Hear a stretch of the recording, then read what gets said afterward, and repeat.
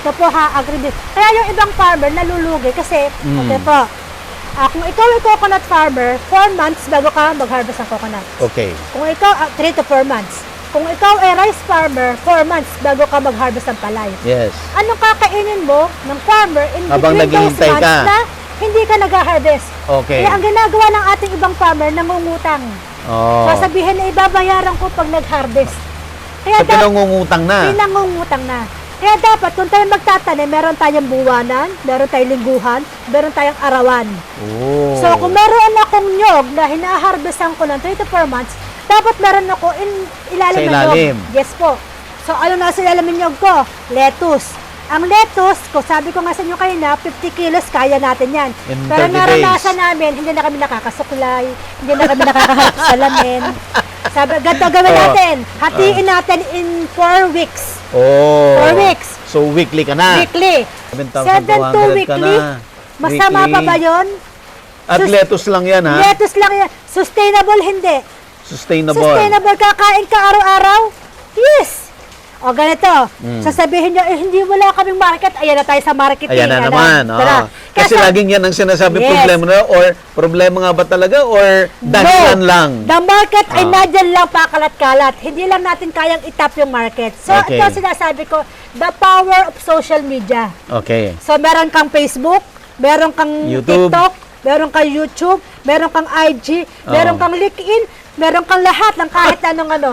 At meron ako niyan. Lahat meron. Yes, Okay. ito na. Gusto mo bang matuto ng agribusiness, crops, livestock and poultry, aquaculture, at ma-inspire sa mga success stories? Agribusiness, how it works. As a YouTube channel, Agribusiness features entrepreneurs, farmers, organizations, OFWs, investors. However, beyond our usual content and official endorsements, Agribusiness does not engage in other business dealings with them. While our viewers and featured individuals and entities may choose to pursue business deals with each other on their own, we encourage them to be cautious in doing so. And Ito this naman, one ma'am. ay Lapnisan, Agarwood. Pwedeng i-market ang Yes, lapnisan? market ko po. Ayan, no? Ayan ha, yung mga addict sa agarwood ha. Ayan. O, pwedeng mag-propagate. Oh. Pwedeng mag-propagate ng agarwood. Kasi kung iintay mo yung buto, Through matagal pa. marketing. Po yan. Marketing Air pala. layering or marketing. Yeah, Tama marketing. Ma'am, may tanong ako sa'yo. Yes, Ano ang ginagamit mong root hormone para dito sa lapnisan? natin. Marami po tayong root hormone. Pwedeng Hormex, yung nabibili commercial. Okay, commercial yan. Pwede namang aloe vera. Aloe vera. So, pwede. Yes po, may tanim tayong aloe vera doon. Pwede rin po yung cinnamon powder. Cinnamon powder. Yes, Ayan. yes. Ayan Para ha, tayo so pwedeng, rebuild ng Ay, trade tinuturo secret kita. Hindi po revealed. secret. Tinuturo natin yan talaga. Sir Tapos, Joel Ngo, alam mo na, cinnamon, aloe vera, Ayan. or yung Hormex. Yes po. Ayan. Merong anaan pa. This one Anaan. naman ay dwarf na sampalok. This one ay dwarf sampalok, may bunga na siya. And this one is sweet. Hindi siya pwede pang sigang. Oo. Ayan, so Pang ayan, ano, pang hayaan mong mahinog para kainin mo siya. kakainin lang talaga siya. Hindi pwede pang sigang, hindi siya maasim. Ito Ayan. po ay galing Pilipinas o Galing imported? sa Cunas. Cunas. Ako lagi nag-assist na sabi ko, ako lagi nakakain ng sampalok doon na matamis. Sabi ko, ayoko pahingi ng sidling. Sabi na doon na po sa guardhouse, paglabas ko mataas pa sa akin. Adi, carry. Ako yung nagdadala po ng ng suhi ng saging galing ano. Okay pa ba kayo? Ito ma'am. This is curry. Oh, Curry plant. masarap to. Ako kung gumagamit, amoyan mo sir, kung gumagamit ka ng curry powder sa iyong chicken, so yung curry ay dried na curry leaves, tapos talagyan mo ng cumin at saka ng turmeric Cumin? curry powder. Cumin and curry powder. Yes, ma'am, pampa-diet ito. Diet, ma'am? Gagawin Para? tsaa. Dito tayo. Paano gamitin para mag-diet, ma'am? Gagawin tsaa. Tsaa. Yan, tapos, ito So, yan. itong dahon niya mismo, ma'am? Yes, pwede niyong kunin. Yung aking mga friend doon na galing sa ibang school, talagang kumuha ng sanga. Bago sila nakakommit, sakay sa bus, At talaga naman doon nila maipasok yung sa piso. Paano naman ang propagation ng... Propagation po, yan ay stolom. sorry po ulit, ano po ito? Kari. Kari. Paano ang propagation ng kari? Kung ang meron po tayong dalawang klase ng yung runner at saka stolom. Runner Yung sa ilalim. Hindi po, ang runner sa ibabaw. Okay. So, yung spider plants, yung ating, basta kasi ito, yung ating strawberry runner yon. Pero kung sa ugat lumaan, stolom yun. Okay. Yeah, so, yung curry at saka yung root beer. Ito na yung root beer. Sa ilalim ng ugat siya nadaan. Yung ugat niya doon natubo yung Then puputulin mo. Kaya pala may distance yung original na puno niya. Then nagkaroon ulit ng another puno after one foot. Yan Kasi doon sa ilalim. Basta yung ugat niya doon natubo yung... Ito ngayon nawala na yung mga... Kasi yung aking mga estudyante, pagkakakita ng mga... Runner. Kinukuha na. Kinukuha nila. Stolom. Stolom niya. Yan. Yan ang yan ang... Nadyan yung may maliit na yun. Yan. Ganda. Ito tayo, inabot tayo ng... Sarap-sarap yung tilapia na inulam natin. Yan po yung dahon. Yeah. Opo. Yan. Baka nga ma'am pwedeng ma'am feeling ko, pwedeng gawin mong laing. Pwede po. Walang tilapia, ito lang at sa gata. Oo. Diba mo, tikang amoyin mo ng dahon. Bango. Yung dahon. Kayo na nga, lasang sarsing. mga estudyante Amoyin mo. ko, talagang pag dumadaan sa basil at saka ginaganon lagi yung mga dahon. Para daw ang bango. Kakainin ng aso ko to sigurado. Ay, wala pong problema. Naku, kailangan ko nang magpagawa ng gano'n, no? Yung elevated. Tapos kita niyo itong aking rambutan na to. Ito ay native. Native yan. Sabi Ito yung ko, supsupin. puputulin na katat, ikisupsupin. Sabi sa akin ni Joel Prago, Ma'am, huwag mong puputulin. Kilala mo na si Sir Joel. Nag-friend ko po. Hello, Sir Joel. Yan. So, huwag mong puputulin kasi daw yung native ang pinakang resistant sa diseases, sa mga Kaya, ayun, meron na naman siyang grafting doon. So, pwedeng pang rootstock. Rootstock, gagamitin natin siya as rootstock. Pero hindi ko puputulin lahat kasi may mga duyan ako. Ayan, ang ating mga Tapos siya, mga puro taliman ko ng talong. Oo. Yan yung talong na inulam natin. Yan yung talong na inulam. Kaninang magi ako nag-harvest. Ayan, so yung ating mga kape. Yung punong yun na ay atsuete. Aswete. Yung red na aswete, ma'am. Yan, yung punong yung atsuete yan. Pinapagit ko talaga yan kasi nasabi ko, wala na tayo mga old spices. Yeah. Kaya pinapropagate ko yung mga old na natin. Makakatakbo kayo, doon tayo sa nursery. Punta tayo? Doon tayo sa nursery. Ay, na doon eh. Hintay lang. Sige. Umupo tayo konti, ma'am. Umupo tayo konti. So, ito yung demo area. Okay. Pag gumagawa sila ng mga concoctions, nagpo-propagate, na ganito ang kanilang demo area. So, ito pinagagawa ko is another extension ng lababo. Lalagay ko na yung doon, yung ihawan, tungko. Kasi nagsisiksikan sila lagi doon sa isang lababong yon. Kaya para lahat kayo inagyan na sila lahat. Nalagyan din ng bubong. Ay, inabot ng ulan, ng bagyo. Hindi na tuloy-tuloy ang aking pinagagawang are. Ayan. So ako pagka ganito, ako na doon sa loob ng nursery pag naulan. Ako na doon lang sa loob. Ba't ako So malawak pa yung property mo dyan? Ay, iyan po yung karsada na. Kalsada na yan? Hanggang doon yung lupa ko, didonate namin yan. Hanggang doon. So itong karsadang ito, from there, ang labas nyo na ay Bulacan, papunta ng Manila. Pwede na dyan. So kung halimbawa traffic Anong sa labas bayan, namin dyan? Bulacan, doon sa may school.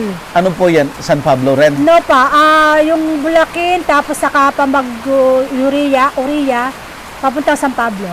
San Pablo Ang basically, iniwasan natin yung traffic poblasyon. dito. Kasi wala na tayo sa poblasyon. Wala, hindi kayo dadaan ng poblasyon.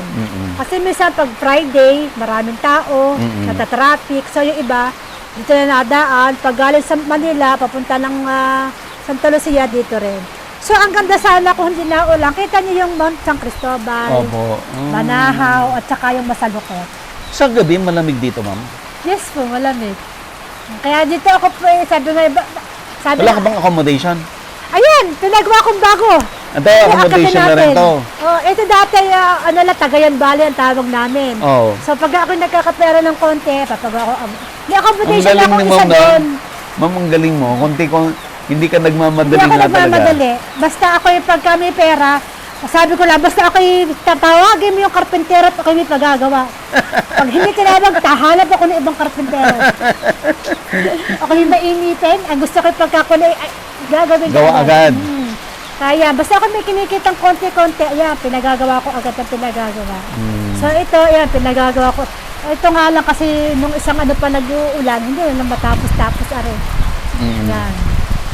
Okay, ganun po. Basta, yun naman kasi aking asawa yung may pensyon. Eh, din namin kinuha yung pagkain. Mas malaki pa yung budget sa aso at sa pusa kaysa sa amin. At ang aso at pusa ay talagang ano ko, hindi pwedeng ano. Kailangan mo bakainin ng Hindi pwede, talagang ang pusa ay binibili ng isda talaga, galunggong. Samtala ang ganun. ulam ko ay ituyo, ang aking pusa ay galunggong. Ganun po, tapos bibili lagi doon ng lutong ulam. Akala nung masarap naman talaga. Ma'am, upo, saan kami pwedeng maganda umupo? Ito yung siguro background namin ni Ma'am. Okay, Ma'am, habang nagpapatila tayo ng ulan, pag-uusapan na natin ngayon ang agribusiness. Oh, sige po. Ayan. Paano ba kumita ang mga... Kasi marami tayong audience na OFW Okay. na naghahanap sila ng anong pwedeng gawin sa Pilipinas para once and for all makauwi sila. Or yung mga family members nila ay hindi hingi ng hingi ba? Yes. Kasi merong kabuhayan dito. Yes So po. paano ma'am paano sila mag-umpisa? Kung sa agriculture, kasi yan ang aking forte, ano, kahit ikay meron lang maliit na lupa, Ano yung maliit ma'am? Anong size na? 500 square meter. Pwede na. Pwede na. Ito po narito ko ay 500 square meter. Meron siyang 16 na plots for lettuce. Okay. So, yung aking 16 na plots for lettuce, nakaka-yield ako ng 50 kilos a month. Ano, tinanim sa lupa yung Yan lettuce sa mo lupa, ma'am? yan po yung direct siya sa, may mga nyug-nyug pa yan. Ah, okay. Pwede ka mag-yield ng 50 kilos a month. Magkano ang isang kilo ng lettuce? 200. So, ang gagawin natin, ito po agribusiness. Kaya yung ibang farmer nalulugi kasi, okay po, kung ikaw ay coconut farmer, 4 months bago ka mag-harvest ng coconut. Okay. Kung ikaw, 3 to 4 months. Kung ikaw ay rice farmer, 4 months bago ka mag-harvest ng palay. Yes. Anong kakainin mo ng farmer in Habang between those naghihintay months ka. na hindi ka nag-harvest? Okay. Kaya ang ginagawa ng ating ibang farmer, nangungutang. Oh. Sasabihin na ibabayaran ko pag nag-harvest. Kaya So, pinangungutang na. pinangungutang na. Kaya dapat, kung tayo magtatanim, meron tayong buwanan, meron tayong lingguhan, meron tayong arawan. Oh. So, kung meron akong nyog na hinaharvestan ko ng 3 to 4 months, dapat meron ako ilalim Sa ng ilalim. nyog. Yes po. So, ano na sa ilalim ng nyog ko? Lettuce. Ang lettuce, ko sabi ko nga sa inyo kayo na, 50 kilos, kaya natin yan. In Pero 30 naranasan namin, hindi na kami nakakasuklay, hindi na kami nakakaharap sa salamin. Sabi, ganito gawin natin. Hatiin natin in 4 weeks. Oh. 4 weeks. So, weekly ka na. Weekly. Pero yung weekly, mag-harvest ka, magsuso, magpiprick. Oo. So, at least, kung meron kang 16 plots na isang hatiin mo sa 4 para every week meron kang kita. Taga-apat. So, yung 2 to 3 plots meron ka every week.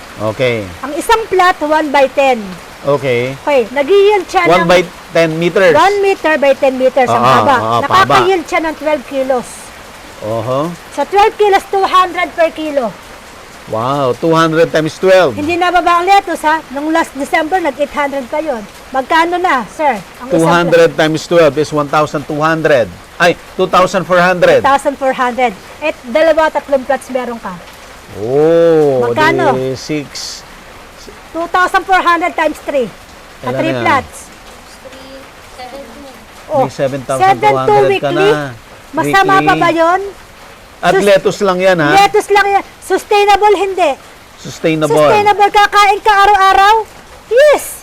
O ganito, sasabihin nyo, hindi wala kaming market, ayan na tayo sa marketing. Ayan na naman. Tara. Kasi laging yan ang sinasabi Yes. problema na, or problema nga ba talaga, or dahilan lang. The market ay nadyan lang pakalat-kalat. Hindi lang natin kayang itap yung market. So, Okay. ito sinasabi ko, the power of social media.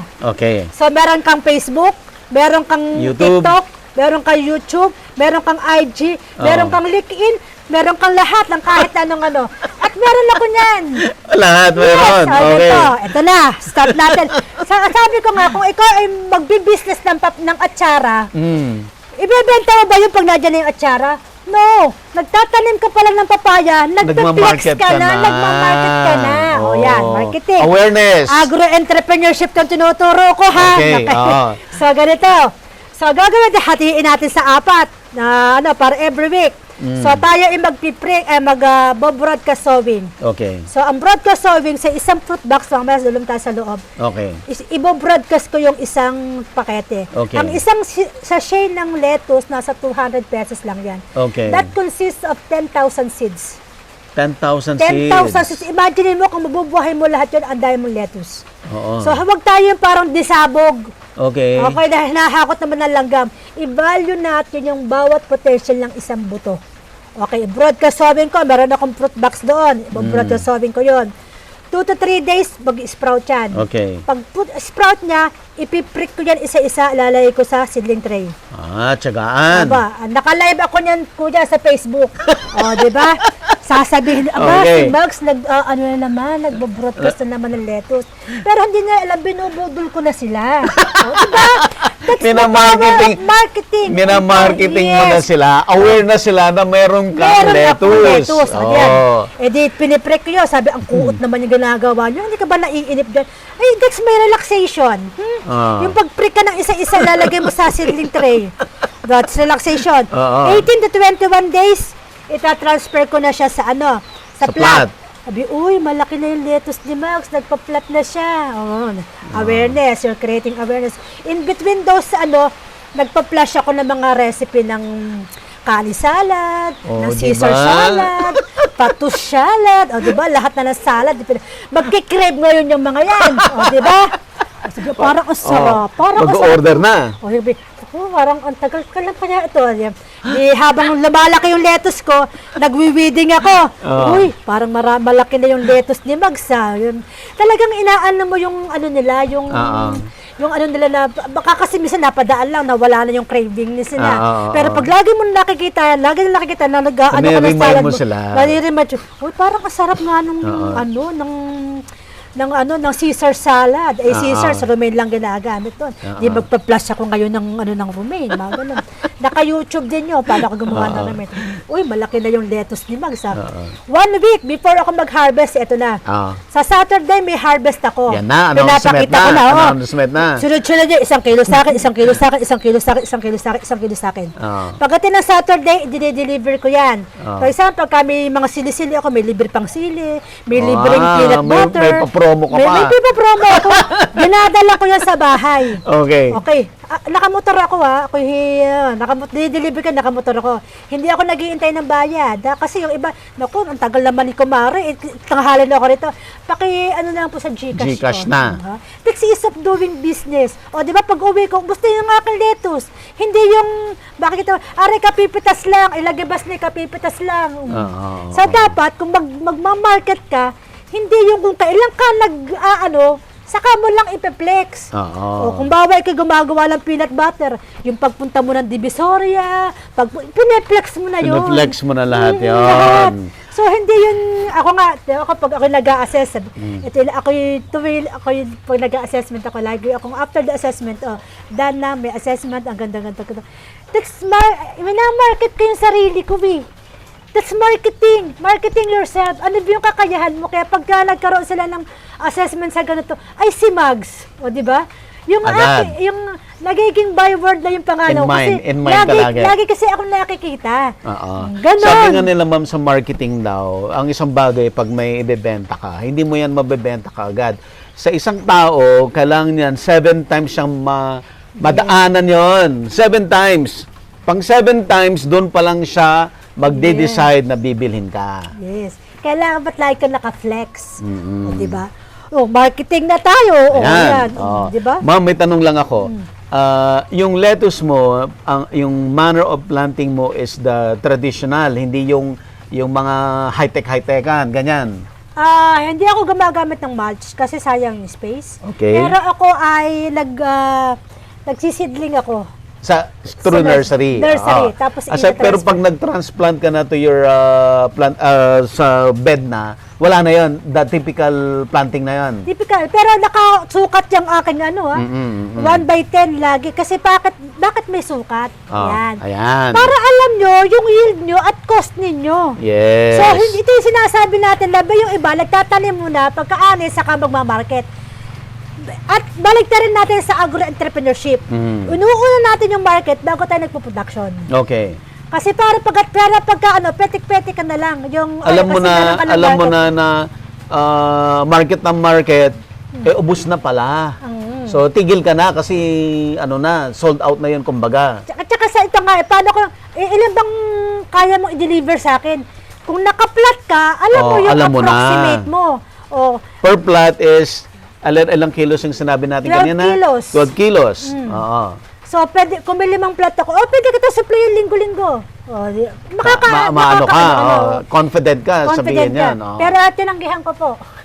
Dahil? Sabi ko, maghanap na lang kayo ng kasi ako, Boss. I just want to, merong pwedeng ganon. Kasi, kagaya sabi ko nga, hindi na kami nakakasuklay, hindi na kami nakakatingin ng salamin, kasi Kasi ang dami mong ginagawa, nag-assessor ka pa ng mga ibang farms. Nagtuturo pa ako. May sarili ka pang farm school. Sinasabi ko lang sa kanya na pwede yun. May formula akong ginawa dyan, kayang-kaya nilang gawin. 500 square meter, kayang-kaya mag-sustain. Okay, ma'am. So, yung sistema mo ay okay na yon. Kasi may magkakontra yan eh. Yung iba kailangan high-tech, super high-tech, ganyan, drip irrigation. Yung gano'n, marami silang ganun-ganun, no? Iba-ibang technology. Kailangan ba talaga yon? Kung may pera ka, bakit hindi? Pero kung ikaw ay, kumbaga, we're talking here of ordinary farmer. Okay. We're talking here of sa mga farmer na hindi kaya bumili ng mga drip irrigation, mga hose. Kung kaya ng budget, why not? Kasi hindi ka na magdidilig, hindi ka na Pero 500 square meter, isang ikot mo lang ng dilig yan eh. Tapos na. Tapos ka na.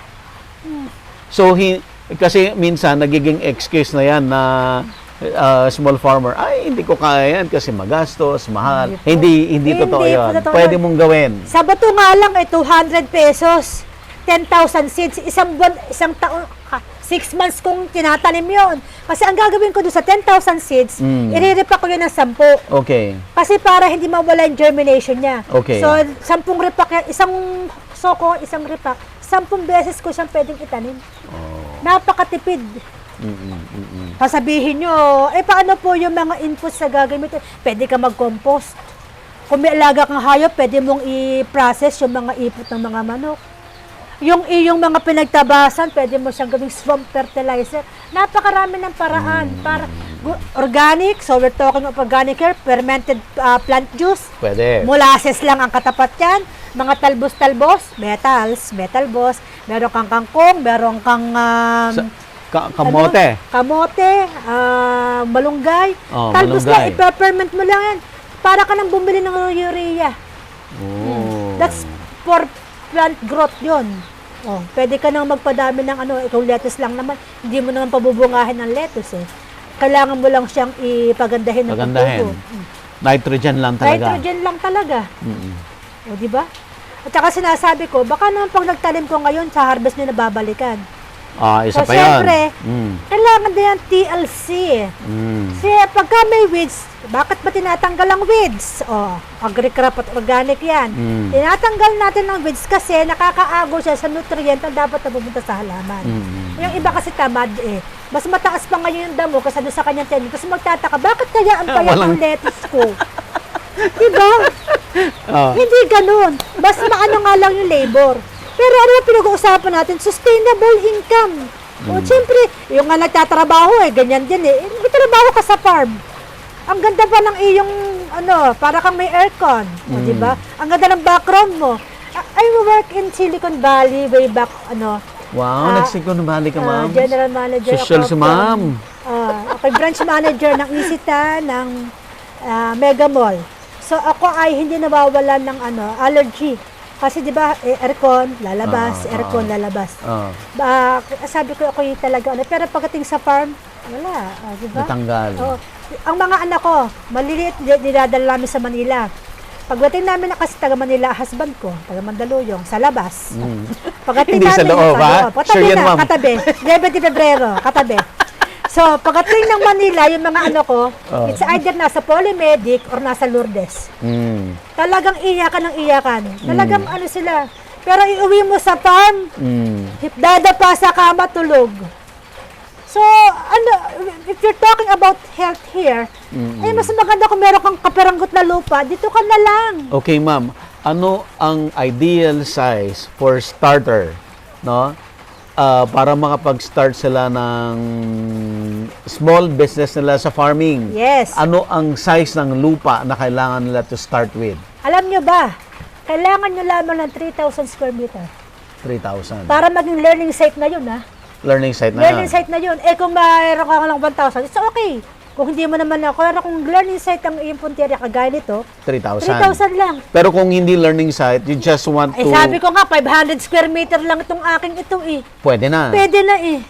O, ang dapat doon yung mga high value crops. Eh, baka naman The magtatanim more ka na ng... smaller yung lupa, mas high value crops dapat ang tanim mo. Yes. Okay. Huwag ka magtatanim ng lasak na. May 500, tagtanim ka na rin ng talong. Ay, ang dami may talongan dyan. Dapat yung high value, yung itatanim mo na hindi uutangin. Yung itatanim, di ba? I'm talking of our farmers, ha? Okay. Yung mga farmer natin na may liit lang. Small yung, farmers. Small farmers, ha? Sabihin ni trader, ay, tama na dyan ng isang bandel. Kasi small ka. Pero pagka collective marketing, agro-entrepreneur na yan, so marami na cluster na tayo, ikaw na nag-dictate ng presyo sa merkado. Yes, Pero kung yes. itatanim mo na ikaw is small farmer, ay nag-healthy-healthyhan ka, tapos utang naman yung lettuce mo, walang ganun. So what's the best crop for small farmers para kumita sila? Lettuce! Lettuce. Tapos yung mga herbs pa ako. Magkano herbs. benta ko sa herbs? 400 isang kilo. Anong herbs yan, ma'am?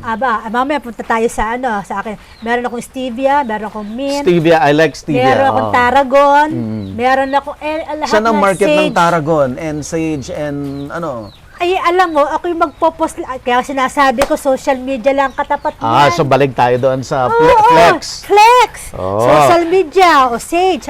Yung mga mahiling mag-social media yan, ha? Gawing marketing. Nabubudol kayo kahit hindi nyo gusto, nabubudol. Ay, di ba pagka tayo may mga sa Shopee, sa Lazada, yung review lang eh. Hindi ka naman nabili pag nakita mo sa pero pag nakita mo maganda ang review na papabili ka. Pero pag dito sabi, ay itong akin tarragon na it is sleep inducer. It is muscle relaxant. Ito yung after the day's work at ikay pagod na pagod, maglimang dahon ng tarragon ka lang, isang dahon ng mint, ang sarap ng tulog mo. O di ba? Ba't hindi ka mapapabili? O di ba? That's marketing. At saka ipi-flex mo, dapat lang alam mo, nire-research mo rin Alam mo yung kung paano gamitin. Yes! Kung paano gamitin, kung paano lutuin, dapat alam mo. Hindi yung nagtanim ka, tinanong ka, ay saan niya gaho? Guilty dyan yung anak ko. Yung anak ko kasi, baka mabasa ng anak ko, no? Ayan, Hindi, mapanood niya. agribusiness management. Eh, di ba? Eh, di, Incarnation Farm. UP ba yan? UP ba yan, ma'am? Yeah. Eh, kasi hindi naman siya nagana pagka narito lang siya sa farm. Mag-flex siya, i-share niya yung Incarnation Farm na ako, ano yung page, yung aking post. Tapos pag may nagtanong sa kanya, tatawag sa akin, Mama, ano nga yung dito, yung mga So, dapat, tawag Pag dito, nag-flex ka, walk alam your mo. talk. Yes. Dapat alam mo din. Para pag tinanong ka, nasasagot mo. Kasi pag nagtanong at hindi ka nasagot, ay, ano ba to? Nag-flex, hindi naman pala marunong. So, ganun yun. So, kasama-sama na yan passion, health mo, di ba? Okay, ma'am. Sa isang maliit na farmer, sa isang maliit na farmer, how much ang kailangan niya for the family needs para matansya natin gaano kalaki dapat ang maging kita niya sa maliit niyang farm? Alam mo, yung akin yung sinasabi, yan na ay, hindi, huwag kang magbe-base dyan. Kung ikaw, dapat na iba ka pinagkakakita. Parang tulong mo na yan. Ito, I'm talking here of the mother. Kung may trabaho si father, Tatay. si mother dapat ang gumagawa niya. Yan ang tulong niya sa pamilya. Kung may Oo. regular work si tatay, ano yung pwedeng gawin ni mother? Marketing, ayan, mga hindi yung puro tayo marites na Ang social media. Maganda kung imamarites mo yung produkto mo. Yes. Oo. So, yung ganun Imamarites yun. mo yung produkto mo, hindi yung buhay ng At kapitbahay. saka paano mo siya ipaprocess? Oo, kasi kung halimbawa nagtitinda ka ng basil, o paano mo siya gagawin pesto? O, Alam mo rin. Oo, nagbebenta ako. 200 ang isang bote ng pesto. Pesto, oh. Magkano lang naman ang olive oil sa SNR? 1,500 yung 8 liters na. Ang tagal mo nang gagamitin. Mura pala sa SNR. Yes. So, dapat isa-source out mo. Tapos wala akong pine nut. Siyempre, locally infused tayo. Peanuts ang gagamitin Peanuts natin. or cashew nut. Cashew nut, mahal pa. Kung may cashew, kung nasa Palawang ka, walang problema at puro cashew ang gamitin mo. Pero kung nato ka sa lugar na walang pwede na ang peanuts. Peanut, oo. Ma'am, ang tanong ko, sabi nga nila sa Filipino society, no, ang tatay ang nagtatrabaho. But yung nanay talaga ang nagsusurvive sa family because of itong informal na economy. Itong, ano bang tawag nila doon? Yung economy na hindi dumadaan sa gobyerno, hindi dumadaan sa taxes, ganyan. Yung sariling sikap lang na benta-benta, ganyan. So, yun yung malakas, underground economy ang tawag nila. Yun ang malakas sa Pilipinas, hindi yung economy na measure ng ating mga experts sa gobyerno. But yung nanay na nagbenta na kung ano-ano, yun talaga ang nagsusurvive sa Filipino family. Yung napapagdugsong niya is the next, At saka ito po, agro-entrepreneurship. So, lalo ko sinasabi sa akin mga estudyante, it is more on environmental scanning. Okay. Ano yung meron sa lugar mo na pwedeng gawing business? Ano Yan yung ang wala gawin sa mo. lugar mo na pwede natin gawing business? Wow! yes. Ganda nun. Oh. Ang dami na tayo, ang sabi ko nga, ang swerte-swerte ng Quezon. Lahat na narito, nagaling ako sa Pampanga, sa wala ni isang puno ng nyog, sa Pang-uwak, ang tingting na pangwali sa ibaging. Samantalang kami rito, sagana-sagana sa mga dahon ng nyog. Anything you can eat in Quezon. Pero sa ibang lugar, wala yan. Kasabi ko, ang swerte-swerte. Ang kailangan lang natin yung environmental scaling na sinasabi ko. Sa mga agro-entrep students ko, lagi ko sinasabi yan. Kung meron kang puno ng kamyas, pwede mo yung gawing business. Yeah. Kung meron, lahat na ginawa ko, jam, cake, lahat na.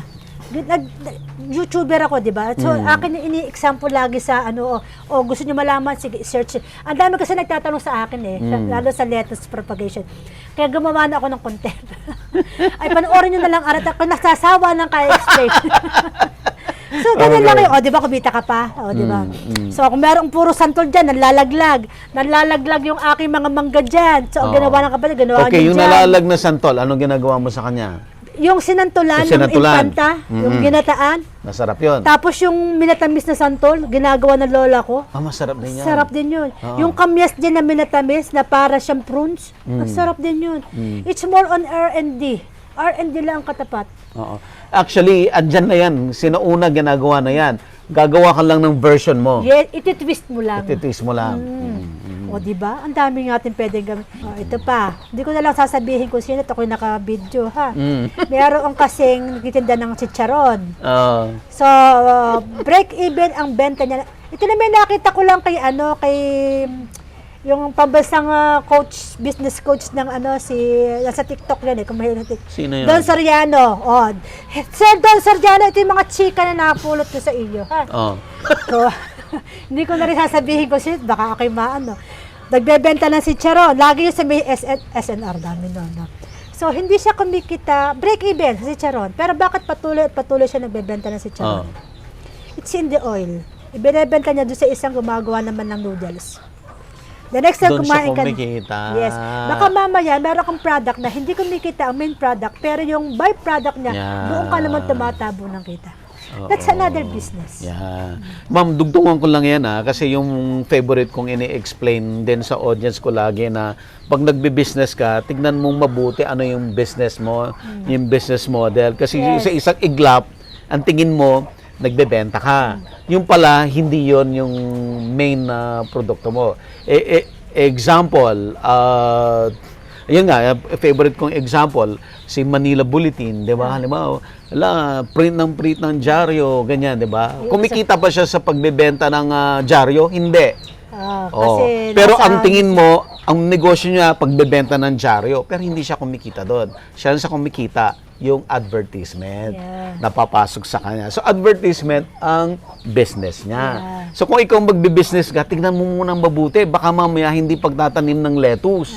Kagaya ng sinabi niyo, ma'am, nagtitinda ng chicharon. Hindi pagtitinda ng chicharon ang negosyo niya, kundi pagbebenta ng oil. Yes. Yun. So, it's the same thing with franchising, ganyan. Let's say, favorite example din si McDonald's. Sabi, si McDonald's daw, ano bang negosyo ni McDonald's? Selling burger. Ganyan.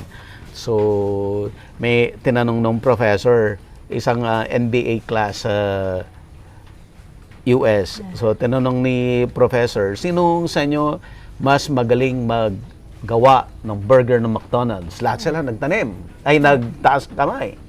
Ang tanong ng professor, bakit hindi kayo kasing laki ng McDonald's? Di ba? Kasi hindi burger ang binebenta niya. It's the distribution. Yeah. So, kailangan mo talagang maintindihan yung business mo Yes, sir. para kumita ka. Yes. May isa pa ako example. Nakapunta na kayo doon sa may santong lugar doon sa amin, di ba? May Saan po, ma'am? sa may Santa Lucia Falls, may mga nagbebenta ng mga charm, Okay. mga items ng tabak. Hindi ko lasot yung akin. Alay ko pineflex yung kapitbahay ko dyan, sa murder. Ang benta niya, yung 10 elements, yung merong pumamelaselis, sinag-araw, may dignum, good for health, good for business, hindi ka natamaan ng bala, ladong na lahat. Oo. All in one. All in one. 10 elements ang tawag doon. Mabenta yun, meron lang siyang Shopee account. Sa Shopee, magkano? 150, 125. Pero, meron siya lang, alam niyo kung magkano kinikita niya sa loob ng isang buwan. Naka-short lang yun, may kilit na bata, may suklay pa din eh. 50,000. Wow. Di ba? Hindi mo naman minsan kailangan magsuot ng para ikaw maging business. Yun lang, yun sinasabi ko lagi, environmental scanning. So ano ang sekreto ng ng business niya? Bakit siya kumikita? Kasi napeflex niya, kasi dito, pupunta ka dito para makabili. Sa kanya, meron siyang Shopee account. So, doon pag may nagtatanong ng, pag huga na rin, ako pupunta sa ibang lugar, ano ho ba ang magandang may advice, yung mga consultation, yung mga o di ba? Yun namin nare-research din. So, dapat kung mag-business ka, alam mo yung business mo. Dapat alam mo. Oo. Walk your talk. Dapat yung natin. So, hindi mo naman minsan kailangan mo lang, baka yung kapitbahay nyo, merong pagawaan ng magandang items o magandang hindi lang nakikita kasi hindi siya kayo ang maging marketing. Sabi ko ngayon, isang friend ko ako nasa Silicon Valley, pagpunta niya ng Divisoria, pagbalik niya, ito, size 7 sa'yo, ito, size 8 sa'yo, bayad niyo sa akin sa sa sweldo. O, di ba, makakatanggi ka pa. O, di ba, hindi na. Ayan, dahil tumigil na yung ulan, di ba, productive tayo, ma'am. Yes. Habang maulan, nakapag-discuss tayo ng about agro-business. Ano pa ng term mo, ma'am? Agro-entrepreneurship. Agro-entrepreneurship. So, dito kasi sa agro-entrepreneurship, ginagawa natin negosyante ang ating magsasaka. Yan. Farmer-entrepreneur. Yan. Kasi sinasabi na hindi po ako nakapag-aral, hindi po ako marunong magkwenta, pero magaling kang humarap sa tao. Tapat kang makiusap. Hindi mo dinadaya ang produkto mo. Yung iba kasing farmer, isang bandalata lang, may bulok sa iloob eh. Oo, yan nga eh. Mahilig sila sa ganun eh. Bibilhan ka ba ng bayan mo? Oo, Hindi na. hindi na. Pero pag bawa ito pa yung aking talong, ang ganda ng pagkakakamado na rin, kasusod, hahanapin ka pa niya. Yeah. So, ang kailangan natin minsan yung ugali natin na tapat. Tapat Hindi talaga. tayo dadaya ng ibang Oo. tao. Yung isipin mo yung long term, wag yung today na makabenta ka lang. Oo. Kasi tatandaan ka lang, ay, baka hindi ko bibilhan yung siya. Oo.